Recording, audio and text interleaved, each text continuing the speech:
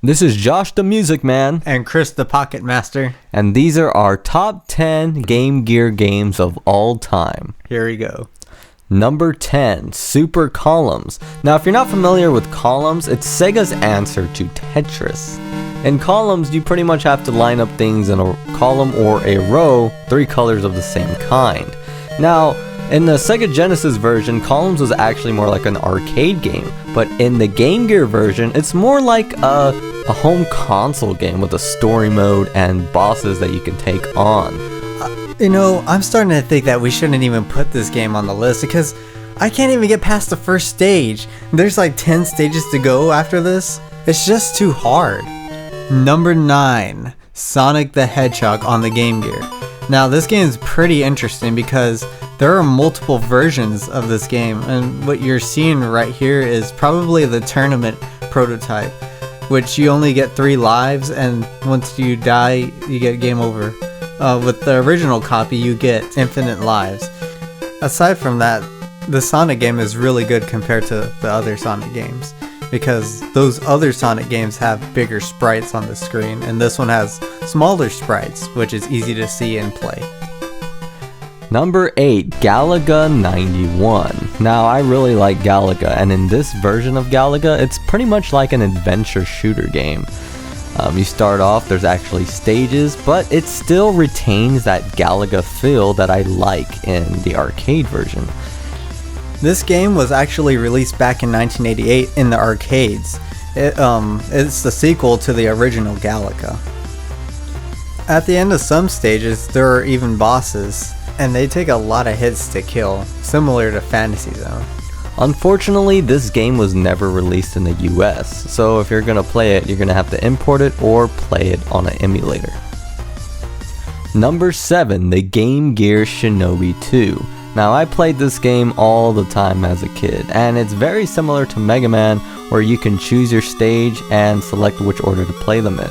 And instead of gaining new powers, you gain new ninjas. And the boss battles are actually pretty cool. Some of them are pretty tough. If I remember this one's very annoying. This fire, yeah. But some of the stages are really puzzle-like, and you have to really look into each one and try to find certain items that advance you. After you beat each boss, you do gain a ninja, like you're gonna see here. And each ninja has a special ability, like this pink ninja uses the bomb. And yeah, in each stage you have to find a crystal. And it can get kind of challenging. And you have to use your different ninjas to pass certain obstacles that are in the stages. Number 6, Fatal Fury Special for the Game Gear. Now, if you want a fighting game for the Game Gear, this is probably as good as it's going to get. Unfortunately, there are characters missing from the original series, such as Kim, Chang Zong, and Axel Hawk. But who cares about Axel Hawk? The controls in this game are very responsive, and you don't have to push 2 buttons at the same time to do, like, for instance, Joe Higashi's super move. You just have to press the punch button, because that's all there is on the Game Gear. And as far as presentation and gameplay goes, this is about as good as a Game Boy Advance fighting game. And since Krauser is gone from the game, guess who the last boss is? Geese Howard? No, he's not. It's Ryo Sakazaki from Art of Fighting. That's pretty cool. And this works out for me because Ryo is actually one of my favorite SNK characters. And thank goodness you can pick him, even if it is with a code. Number 5. No. Shut up. No. Battletoads is on another list. Battletoads is an awesome game on the Game Gear. This is the original Battletoads. Yeah, exactly. The same game. Well, yeah, it's the same game, but it's freaking awesome. It's Battletoads on the Game Gear. It looks kind of similar to the Game Boy thing there. They can't do the little bike thing, so they do that weird... The bike thing is on this game. It's the 3rd stage, and look at this. You go on the wheel, you go down. You know, Battletoads would be good if it wasn't really hard, and it's just too hard. They got really carried away with it. This version of Battletoads is not that hard. They fixed most of the glitches. Most of the glitches. Yeah. Most of the glitches. Look at you. I mean, you look like an idiot there. Look at that. He's blowing you. Giving you the blow. Well, what about here? I'm surfing. Well, that's kind of cool, but I mean, like, if he's smart, he could just walk across the dang sidewalk or swim since he's a frog. Well, then it wouldn't be a game. It would be a funner game because it'd be a water level. Well, you're on the snake. Oh, yeah. You get to go on a snake and...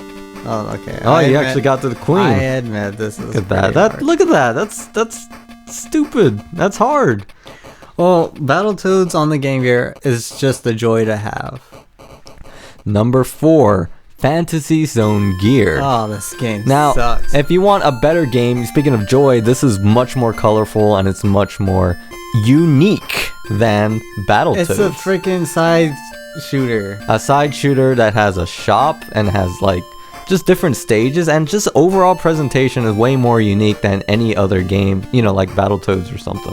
What, in like Musha, that game, you could power up your shots too in a better way. You don't have to shop for it. Well, you just shop, that adds elements to the gameplay. It's irritating to have a shop system in the game. And the boss battles are stupid. It takes a lot of hits to kill a boss. The boss battles are really good if you are good. See, like right here, this is Chris playing, and he's having some trouble with Actually, the no, wood. I'm not. Oh yeah, because it's not that hard. No, I thought you said it was hard. Well, it just takes so much hits to kill the bosses. What other 2D shooter does it not take hits to kill bosses? Like that's just, I mean, I admit, like you kind of have to have a rapid fire and that kind of. But you know, you eventually get the boss and you get all the money. And once you lose your lives, that's it. Game over. Yeah, like a real game. And there are like Similar to Battletoads or something. It's a good game. Number 3, Streets of Rage for the Game Gear. Now, this game is a beat 'em up. Oh yeah, it's similar to the Genesis one, but there's just one problem. Notice someone missing? Adam. They took out Adam. They racist? But it's a fun game. And I just remember a long time ago when I was a kid, being in McAllen, Texas, near Mexico, my grandma bought it for me for Yeah. $20. It was re-released You back in played that 2001. thing. You played that thing all the time. I remember that. Yeah. And thankfully, you know, Chris was nice enough to share it so that I can play it too. And yeah, it's really cool. Like for a handheld, a beat 'em up on a handheld was just really cool and real novelty at the time. Because think about it, like Game Boy was out, and like just think about, was there really like a really good beat 'em up on the Game Boy? You know, like Battletoads. Not Battletoads. The rule in this game, if you want to survive, is to get a pipe. You could barely survive with your hands and martial arts or whatever, but you need to get that pipe, because if you don't get it, you're gonna die.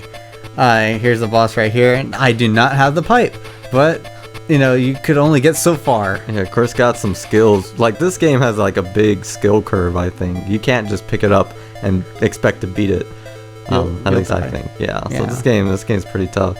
And yeah, Blaze is also in the game, but that's not Blaze, obviously. Those are the two skin copies, right? Yeah. I never liked the last boss to Streets of Rage. I always thought he was kind of like a rip-off of the Final Fight first boss. But it does feel good when you finally beat that son of a gun. Yeah, especially when you put it on the hardest difficulty level, because after you beat it, you just feel so relieved, so rewarded to hear that ending song and see those nice pictures at the end of the game.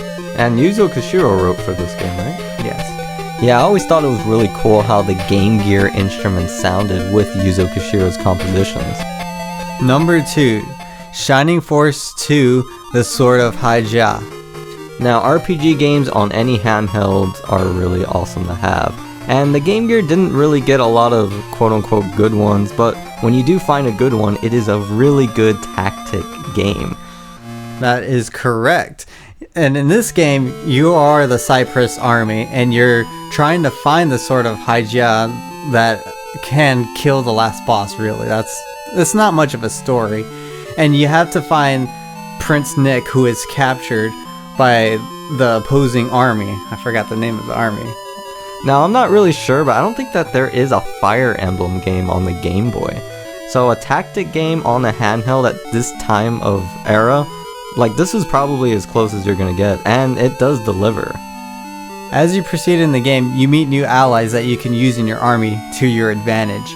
Like this one guy right here, he's an archer and he shoots far. And like in Fire Emblem, you get to upgrade your your allies. You get to upgrade your archer to a higher class. Yeah, higher class. And yeah, like any other tactic game, you could advance your weapons to, let's say, a bronze sword to a silver sword. Just like Fire Emblem. Yeah. But unlike Fire Emblem, when your team dies, they actually come back to life in the next battle, right? Yeah. So if you want the best tactic game of that era on a handheld, this game is going to be the best that you're going to get. Number 1, Zenki for the Game Gear. Now, a lot of people have not heard of this game, which is a crime. Now, it's based off an anime that was like in the late 80s, right? No, 90s, man. Get your shit together. I remember the anime was actually kind of annoying with the English dub. But it's like similar to like the Sailor Moon where they keep showing the graphics over and over. How's this gameplay though? The gameplay is really cool. The game first pulls you into a boss battle, and you're gonna go in thinking, okay, this game's just a boss battle game. It's like a fighting game, and I was okay with that at first.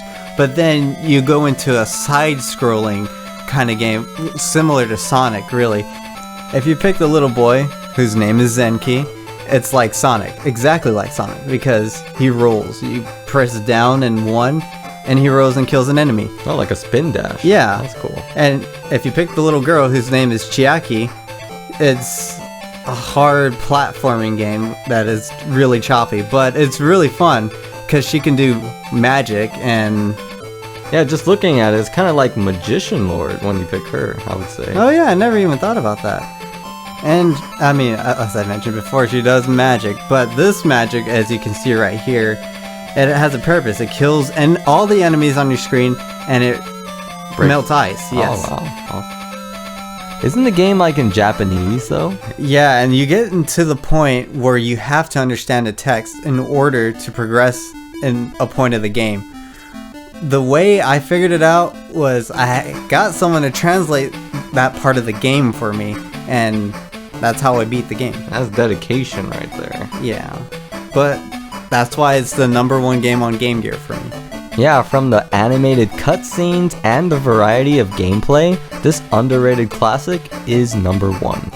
So what are your top 10 Game Gear games? Yeah, go ahead and leave it in the comments below. And do you agree with our list? I know we picked some pretty bizarre games like, I don't know, Battletoads. Battletoads was a great game.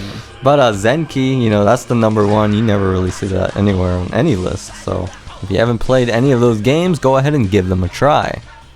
And from the bottom of our hearts, thank you for watching. This is Chris the Pocket Master. And Josh the Music Man, signing off.